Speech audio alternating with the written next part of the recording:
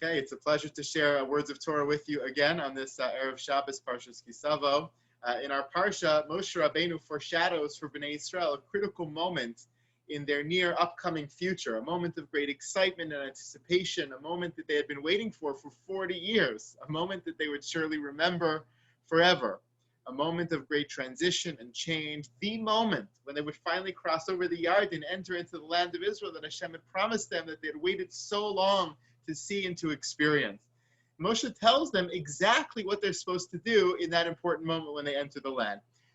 He tells them, on the day, the very day that you cross over the Yarden, the second you come into the land,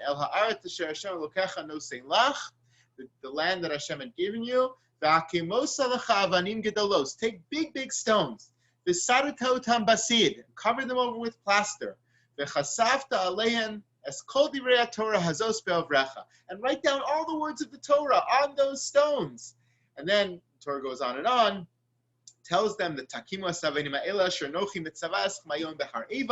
should place those big stones with the Torah written on them on Har Eval, and you should engage in the whole ceremony of the brachos and the klalos, the blessings and the curses, in the most dramatic of fashions. What a beautiful, symbolic, moving, momentous, and an appropriate ceremony. It's a ceremony that I think shows the commitment of the Jewish people to Am Yisrael and Torat Yisrael and Eretz Yisrael, all coming together as one in an incredible moment of Jewish history. It's a ceremony that sets the tone for life in the land of Israel that would be defined by Torah. The very first thing they do is write down the words of Torah in the stones of the land, indicative of their desire to keep the Torah in the land. It's a ceremony that marks transition. It marks that moment of the threshold, the crossing over from one domain to another, from miraculous life of the desert to the normal life in the land of Israel. And for the first thing to mark that transition, they set it in stone.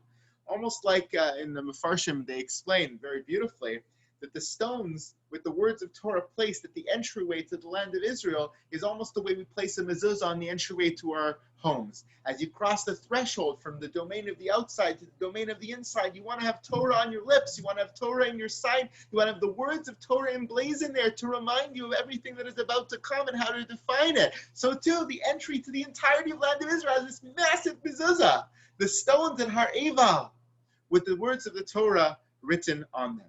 Feels like such an appropriate ritual for that very liminal moment. However, the question is, why did it have to take place at Har Eval? Do you even know where Har Eval is? Har Eval is near Shechem. We know that because in Parashat Re'eh, which we read a couple of weeks ago, the Torah describes this ceremony of the brachos and the klalos, and it says that Har Eval was Eitzel Elonei Moreh. And we know from Parashat Lech Lecha that Elonei Moreh is right next to Shechem. That means that Har Eval is about 50 miles or so from Gilgal, where the Jewish people crossed into the land of Israel and had their camp. Now, why would Hashem require all of Bnei Israel to travel 50 miles on the first day in the land, into the heart of enemy territory, into the difficult mountain range of the Shomron? What was so important about Har Eval, about Shechem, for this moment in Jewish history? Rav Zalman Tzaratzkin in the Sefer Oznaim LaTorah explains that they had to go to Har Eval, to Shechem, on that day, simply because all of those who came into the land before them did exactly that. When Avram Avinu left Haran and came into the land of Israel in Parshas Lech Lecha, the Torah tells us, "Vayavor Avram ba'aretz ad mekom Shechem." He came to Shechem and he built a mizbeach for Hashem. When Yaakov comes back from 20 plus difficult years in Lavan's home, Torah tells us in Parshas Vayishlach, "Vayavo Yaakov shalem ir Shechem." He comes to Shechem and builds a mizbeach for Hashem. So says the Oznaim LaTorah, "Lefichach ratza HaKadosh Baruch Hu shegam b'nei banav hahochim b'drachav kshe'avo el haaretz hamuftachas yelchu ba'osa haderech v'shetei reishis darkam l'Shechem v'yivnu sham mizbeach l'Hashem." When their descendants came into the land, when they entered the land for the first time on the momentous day after 40 years of difficult travel in the desert, they had to go to Shechem because they had to follow in the ways of their ancestors. The lessons and implications of this ceremony of travel to Shechem are powerful ones, I think, for us. As much as what Bnei Israel were doing in that moment was new and fresh and uncharted and future-oriented, it had to be anchored in the past and connected to those who came before them.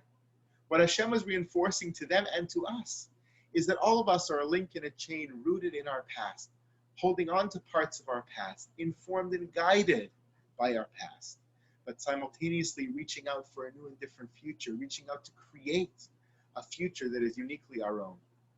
We, like Bnei Yisrael way back in Shechem, are always standing at a crossroads, at a moment of transition as the bridge between past and future. As Rabbi Sachs so eloquently says in his introduction to his book, Letter in the Scroll, we did not come from nowhere, nor does our story end with us. We are leaves on an ancient tree, chapters in a long and still being written story, a letter in the scroll of the book of the people of the book. What is true of us nationally, I think, is also true of us on an individual level, and is perhaps even more true at this time of year leading up to Rosh Hashanah than any other time. Being engaged in the process of tshuva and introspection that so characterizes this month of Elul forces us to face our own moment of transition between our individual past and future.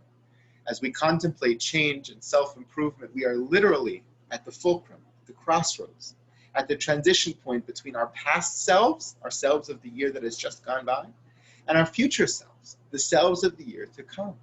We too have to answer the question of how to bridge those two personalities, those two personas, those two modes, how to integrate our past self and our future self, how to navigate the transition between the people that we were once upon a time and the people that we aspire to be in the coming year.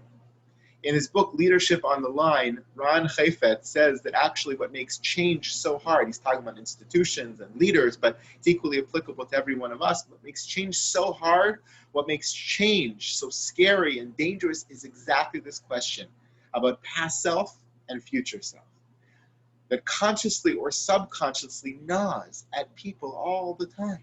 At some level, whenever we contemplate change, we feel a certain sense of betrayal of our former self, betrayal of our identity.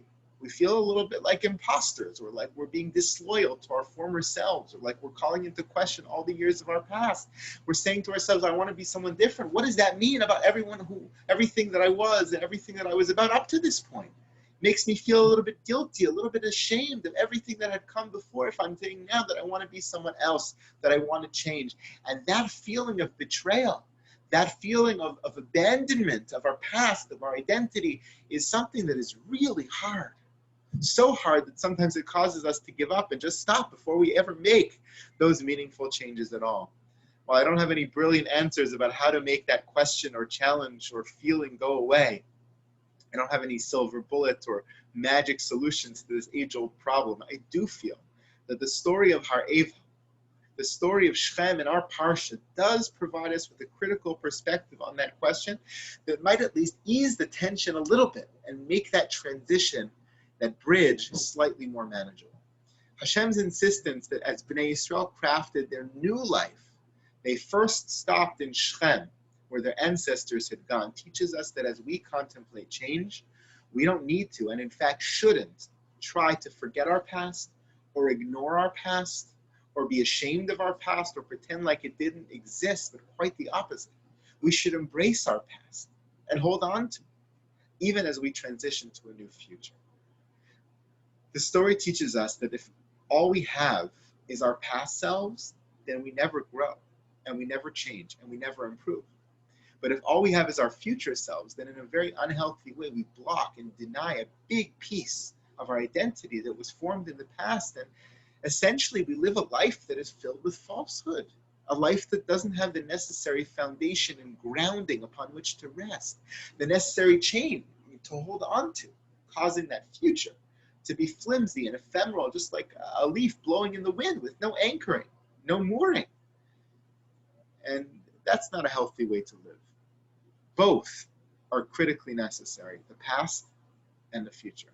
We don't need to feel awkward or disloyal to our past as we change, because we're meant to carry it along with us and keep it as a crucial piece of our identity. In fact, without the past behind us, we don't have the force and the push and the momentum to keep us going and growing into the future. I'll end with a great line by Yitzchak, the late Yitzchak Tebenkin, who was one of the founders of the kibbutz movement, that I think so appropriately captures the sentiment of the bridge of past and future in terms of tshuva and in terms of Parshas Kisavo and Bnei Israel's station at this moment in Jewish history. In one of the international discussions about the 1948 partition plan, Ben Gurion asked Tebenkin what decision he should make on the matter, how he should approach it, what his perspective should be, his, Ben Gurion's perspective should be on this international partition plan. Should they partition the land? Should they agree to it? Should they go along with it or not? And Tebenkin replied to me and says, I have to consult. I have to gain some kind of advice on this matter before I give you an answer. The next day, Tebenkin comes back and he talks to Ben Gurion and he says to him, you should not agree to the international suggestion to divide up the land. You should reject it. Ben Gurion, who was contemplating this, asked Tebenkin, well, you went to consult. Who did you consult with in order to get to this answer? And Tebenkin so beautifully replied, famously, and said, I consulted with my grandfather, who had died, and with my grandson, who is not yet born. What a beautiful moment to capture the importance of past, the importance of future, and the importance of bridging those two in terms of creation of our identity and in terms of moving forward. As we contemplate meaningful changes for ourselves in the days that come, we should consult with our former selves and with our future selves, bridge the gap between them, and by doing so, hopefully see much success at navigating our changes and our improvements so that we can chart a beautiful future for ourselves that Amir Hashem will await us in the year to come. I wish you all a wonderful Shabbos ahead. Take good care.